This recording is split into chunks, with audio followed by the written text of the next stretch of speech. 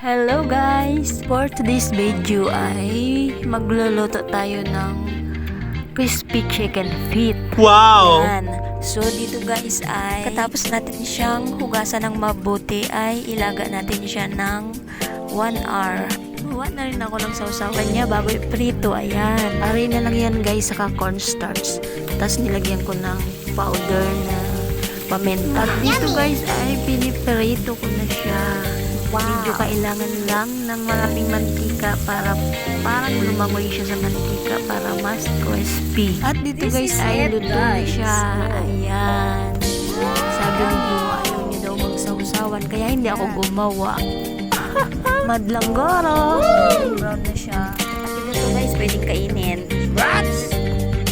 Kain tayo. Magandang gabi sa lahat. Totoo guys ay pagdating ni Juma para asay niya pinapak na ng pinapak. So ito lang muna. Magandang gabi. Good night everyone.